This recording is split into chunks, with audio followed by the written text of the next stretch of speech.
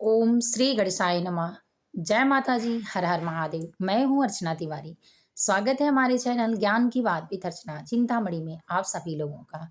दोस्तों, आज की वीडियो में हम बात करने वाले हैं गणेश चतुर्थी पर चंद्रमा का दर्शन क्यों नहीं किया जाता।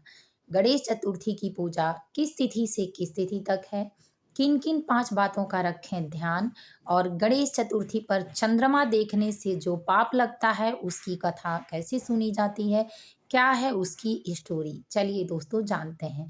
बेहद अच्छी बातें। हर गणेश चतुर्थी पर चंद्र दर्शन करने से होता है पुण्य, और इस चंद्र दर्शन से क्यों होता है पाप। तो आप हमारे साथ हमारे वीडियो में इन सारी चीज़ों को जानने के लिए एंड तक बने रहिए।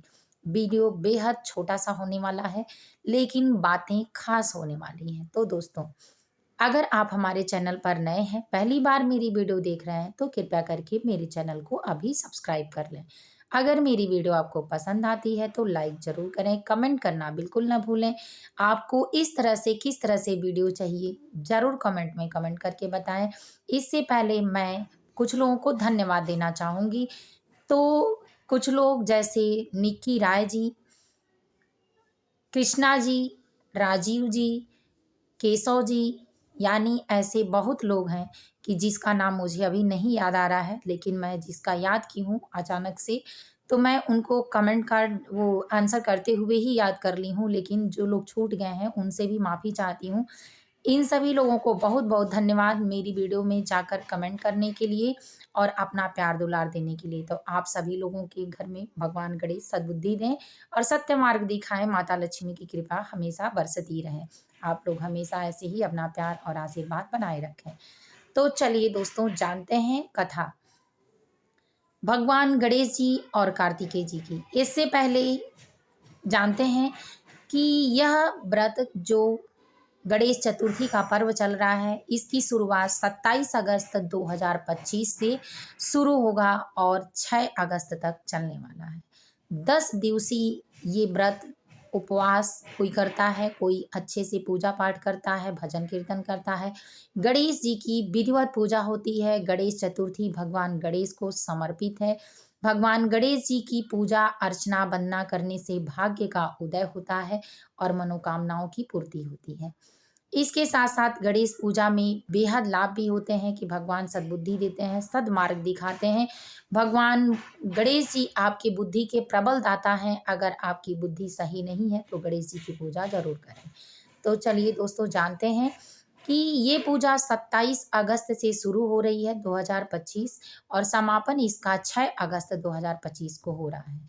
इसके साथ-साथ आप लोग मूर्ति लाते हैं, स्थापना करते हैं, भजन कीर्तन करते हैं, पूजा-पाठ, धूप-दीप नैवेद्य चढ़ाकर करते हैं, मनोकामनाओं की पूर्ति करते हैं। लेकिन आपको इन 5 बातों का बेहद ध्यान रखना है गणेश जी की पूजा में। तो चलिए जान लेते हैं।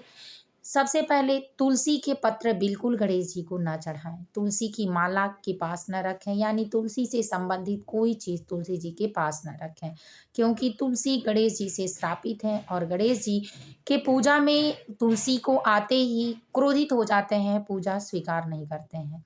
दूसरा, गणेश जी की पूजा में आप पीले, सफ़ेद और हरे रंग का वस्त्र पहनें तो ज़्यादा अच्छा है। तीसरा, गणेश जी के साथ रिद्धि सिद्धि जी का पूजन जरूर करें। दोनों उनकी पत्नियां हैं।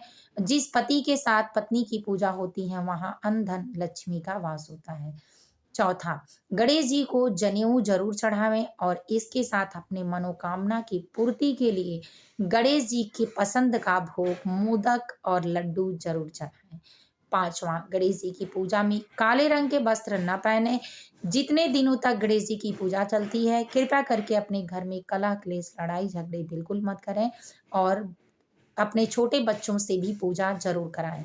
उनके मंत्रों का जाप जरूर कराएं। गंगणपति नमः।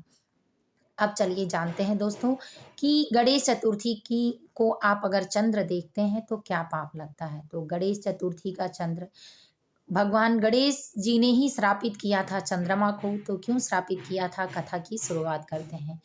एक बार नारद जी भ्रमण करते हुए भगवान शंकर जी के पास, यानी प्रिय देव शंकर जी के पास कैलाश पर्वत पर जाते हैं। वहां कैलाश पर्वत पर भगवान भोलेनाथ को मग्न हुए देखते नारद भगवान बेहद प्रसन्न होते हैं और प्रसन्न होने के बाद भगवान भोलेनाथ को देखकर मुस्कुराते हैं। फिर भोलेनाथ का ध्यान हटता है और देखते हैं नारद जी को मुस्कुराते हुए, तो कहते हैं कि बताइए क्यों मुस्कुरा रहे हैं? तो वो कहते हैं कि मैं आपको ध्यान में देखकर मुस्कुरा रहा हूँ, लेकिन मैं जो कहने आया हूँ वो आप भी देखकर मुस्कुराएँगे। तो शंकर जी कहते हैं कि कहिए क्या बात है? तो बताते हैं कि मैं दिव्य फल आपके लिए लाया हूँ, पर ये फल एक ही है, आप जो आपका प्रिय है उसको दे दें। तो वो सोचते हैं शंकर जी, बेहद असमंजस में पड़ जाते हैं कि बच्चे 2 हैं, क्योंकि वहीं गणेश भगवान और कार्तिकेय भगवान दोनों लोग खेलते रहते हैं। जैसे हम सब बच्चों के साथ होता है, ऐसे खेलते रहते हैं। तो भगवान भोलेनाथ सोचते हैं कि मैं ये किसको दूँ और किसको ना दूँ। तो इन प्रक्रिया को न समझ के पाने के कारण वो सभी देवी-देवता को अपने प्रांगण यानी अपने कैलाश पर बुला लेते हैं और पूछते हैं कि ये एक दिव्य फल है, हकदार दोनों हैं, बच्चे मेरे दोनों हैं, मैं किसको दूँ और किसको ना दूँ, आप लोग बताएँ। ब्रह्मा जी को बुलाते हैं, फिर ब्रह्मा जी कहते हैं कि जब कार्तिकेय भगवान यानी कार्तिकेय बड़े हैं, तो बड़े बेटे का ही ये पहला हक है। जो मिला है अगर एक है तो बड़े बेटे को ही दिया जाना चाहिए। तो बड़े बेटे को दे देते हैं। ये देखकर ब्रह्मा जी का फैसला गणेश भगवान बेहद क्रोधित होते हैं और बिल्कुल जैसे छोटे बच्चे जिद करके और हर काम में गुस्सा के बोलते हैं और गुस्सा कर बातें करते हैं, किसी की बात नहीं मानते हैं, थोड़ा-सा नटखट स्वभाव होता है, नॉटी वाला।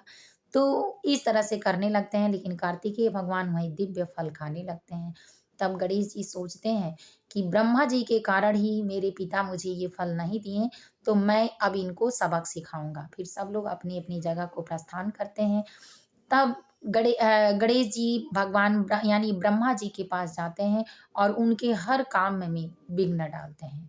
हर काम में विघ्न डालते हैं, परेशान होने लगते हैं, तो ब्रह्मा जी भी परेशान होते हैं।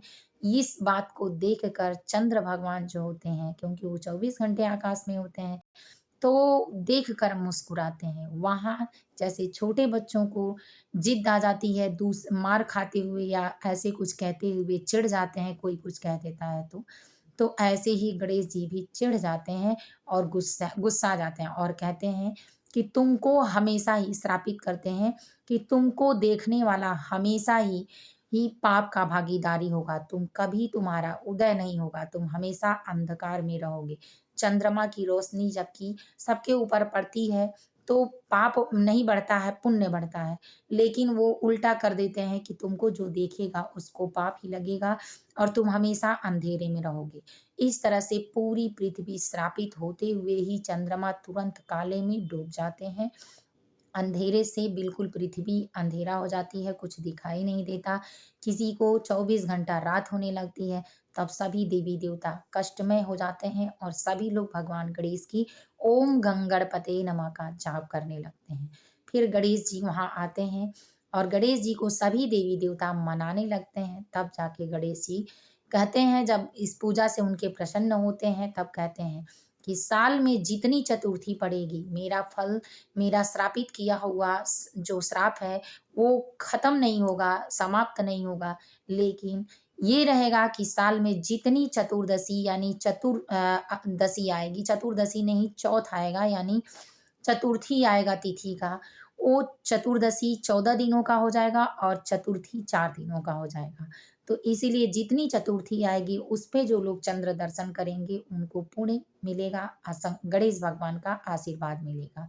लेकिन जो भादव मास के शुक्ल पक्ष के चतुर्थी तिथि पर चंद्र का दर्शन करेगा, वो पाप का भागीदारी होगा, यानी समस्त पृथ्वी का पाप भी उसके हक में आएगा।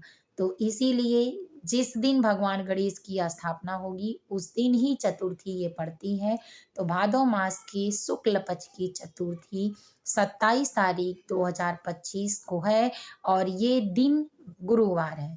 तो इस दिन आप चंद्र दर्शन बिल्कुल मत करें, भूल के भी कि पाप लगे।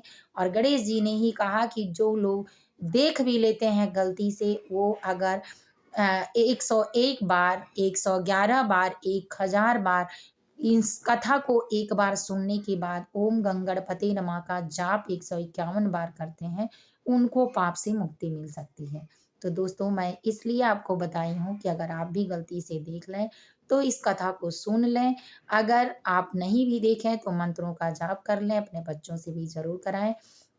तो उम्मीद है कि ये सारी चीज़ें, कहानियाँ और सच की कथा है भगवान गणेश और कार्तिकेय जी की, आपको पसंद आई हो तो लाइक ज़रूर कर लें। और ऐसे हर छोटे-बड़े ज्ञान के लिए मैं हमेशा आपके पास आती रहती हूँ, तो आप मेरे चैनल को सब्सक्राइब कर लें और वीडियो को लाइक कर लें। फिर मिलूँगी एक नए वीडियो में नए ज्ञान के साथ, तब तक वीडियो यहीं एंड करती हूँ। ओम गंगणपते नमः ज़रूर लिखें।